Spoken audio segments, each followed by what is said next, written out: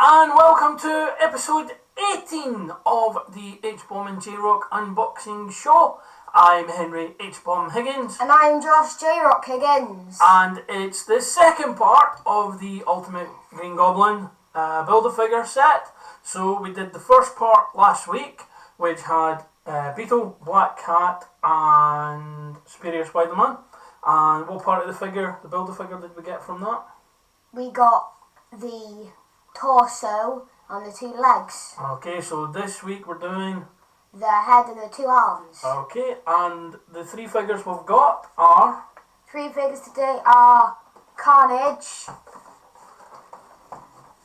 the Amazing Spider-Man in the second film, and the Marvel film's Electro. Very cool. So, which one should we start with? Let's start with Electro. This one. I'll get the hang of that at some point.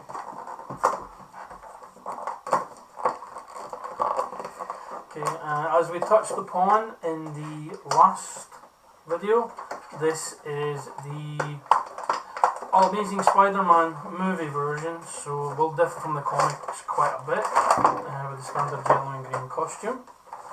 Okay, so he comes with two alternate hands. I'll get the figure out first. Yeah, the background again is the webbing design, so it looks like that's standard across the board.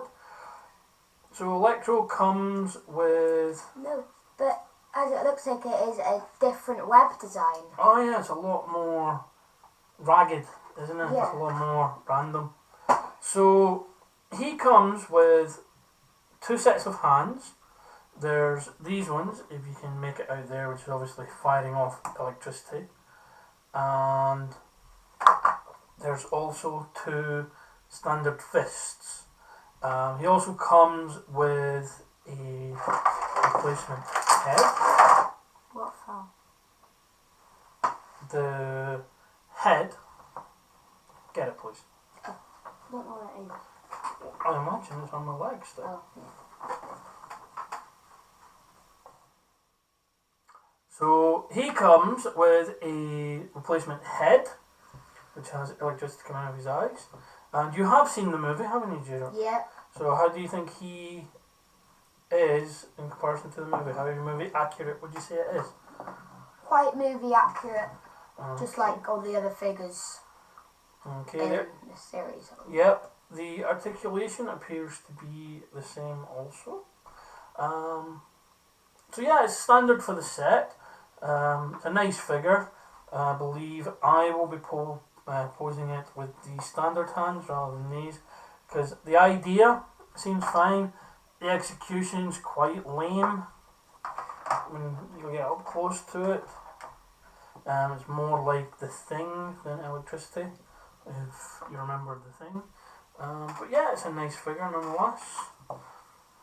It also comes with, what would you say that is? Looks like the something to go on the arm of the Killer Croc's arm or something. Goblin's arm? Goblins, yeah. Yeah, I believe it is. I got confused because Big and last- green.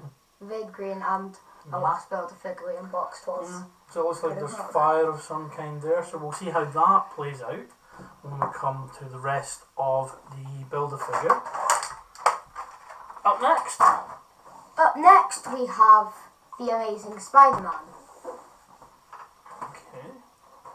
Now looking at this, without getting it out of the box at this point, it appears like, apart from the colour scheme, as to be expected, it's actually the same figure as the Superior Spider-Man we had earlier.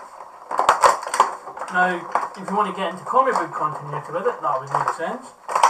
So obviously it's the same body as Spider-Man, just with Doc Ock's mind. This one, however, is obviously in the more traditional colour scheme. Much brighter red and blues. Yeah, basically it is the same figure as the Superior Spider-Man, just obviously in the more traditional colour scheme. Comes with two fists, two sets of fists, two sets of hands, sorry, one in fists and the other in the classic Spider-Man pose, which J-Rock ably demonstrated last week and I will demonstrate this week. There you go, like father, like son on that one. So yeah, he comes with his spare hands and articulation to be expected. Hips, elbows, waist, and again clicking for the up and down on the torso, as you can see there, means that it will stay in the position you choose to put it in, which greatly aids the posability of the figures. I actually do have somewhere a Spider-Man figure, and I think it's actually at work, I think it's on my desk at work, that has a lot of articulation. It's got like 36, 40 points of articulation, but the waist is so loose that when you pose in certain places it just drips and it really ruins the aesthetic. But no, this is a really good figure. Very movie accurate. Except this little piece here seems to be red when it should be blue. So that could be an interesting colour variant. It'd be interesting to see if that was a one-off variant or one-off error, or if the whole run had that error. Because in the collector's world, a small production error like that can actually increase the value of the figures exponentially. So that'll definitely be something I'll be looking into. Put on there. And we've got the right arm and fire again, which obviously goes there around the wrist. So we'll place that there, and we've got one figure left. Who do we have? The final figure for this series is Carnage. Carnage. And what do you know about Carnage, Joshua? He's a villain, and he's technically, in a way, a red version of Venom. He is essentially Venom's son, for lack of a better word. He's the offspring of the symbiote known as Venom. Not the only offspring of said symbiote, but he is easily the most famous offspring of Venom. And he has multiple strands and a little thing that you can put to add to the tendrils coming out. And one of the big things when they had Carnage first appear, because one of the big things with Venom is that whenever the symbiote takes over Eddie Brock, he refers to himself in the plural, so it's always we did this and we hate Parker. So it was a big deal when the symbiote merged with Cletus Cassidy to become Carnage, and he started referring to himself in the singular. So there was a much deeper bond. They actually became one entity rather than two separate entities living off each other. He's a vastly overlooked villain, and I think it's hard because of what he is and what he does. It's hard to translate him to what would be considered a kid-friendly environment, like the movies or the cartoons. He was in the Amazing Spider-Man cartoon in the 90s, but obviously very watered down. But no, this is a really good figure, very accurate again to source material. Nice claws on the hands, full articulation again. So yeah, there's plenty to like with this figure. Good colour scheme. So that is the 6 initial figures in the range. And what do we have left over? The other 2 things that come with the box Carnage is Green Goblin's head and like fire to go on the torso. Okay. On the back of the torso. So we shall bring Ultimate Goblin back out. As you remember, last week we got the legs and the torso, so this is how much we've got for the figure. So we'll get the arms in, and this is the... Which arm is this? Looks like the right.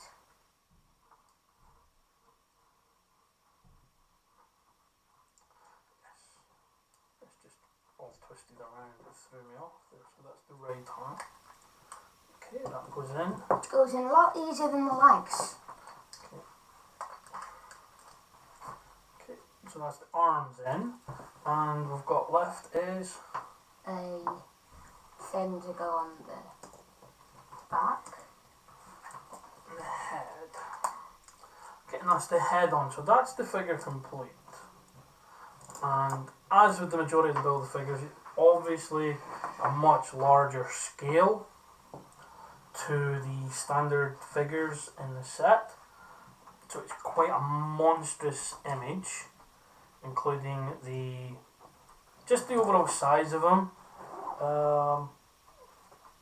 He actually looks like he's a cross between the Hulk and Doomsday from Superman, would you agree? Yes. With him massively muscled in green with all the sharp points. But it's a very massive departure from the comic book version that everyone knows of Goblin. But I like it. It's what I like about the Ultimate Universe in general. It allows them to do different things with characters we know. So this is really your first time seeing Ultimate Goblin. Yeah. So you have a little run with them and tell us what you think. He's, as H1 said, oh. I'll just leave that down for now, I think. Yeah, doesn't look like this stays on too well. So yeah, it's once you pose them, that's it really, isn't it? Yeah, pose them. If you move them, just fall off. But as you said, it's a lot bigger than the other figures. There could be a lot of ideas for posing. Since it's bigger, you can have the smaller or him pick up the smaller figures in a way that you couldn't with the same size figures. Yeah, because quite a sturdy base, so he's easier to balance, isn't he? Yeah. Depends what pose. If you do them both up, it looks like he'll just fall over. Yeah, you have to adjust to the weight as well. Also, the table itself is a bit rickety, so it doesn't help in that regard. But overall impressions of the figure, Josh? Since I've kind of seen him in some images, looks like what I was expecting it to be. Yeah. Obviously, looking at it through all the different pieces of boxes, I wasn't expecting it to be this big. No? No. Oh, because obviously we did the Build-A-Figure Killer Croc and he was nowhere near that size, was he? No, free. Grab the size difference. How tall they are is close, but how wide... Much bigger, yeah. I mean, I've got a Build-A-Figure Blob, who's quite large as well, so what we'll do is when we do the pictures for the end of the video, we will bring in the Blob figure as well, and we'll do a comparison there, and we'll see. But yeah, I'm very impressed with that. I'm very happy with that. So thank you very much, J-Rock. Being a star as always. Thank you very much for watching. Thank you very much for taking the time to support the channel and take this journey with us. We will be back next week with a Z-Box, because the Z-Box is here. The theme is heroes, so that could be open up to a myriad of interpretations and content, so we'll have a look at that. Josh and I are making plans for Wales Comic Con, so we will be doing a blog there, vlog, on our time at the Comic Con.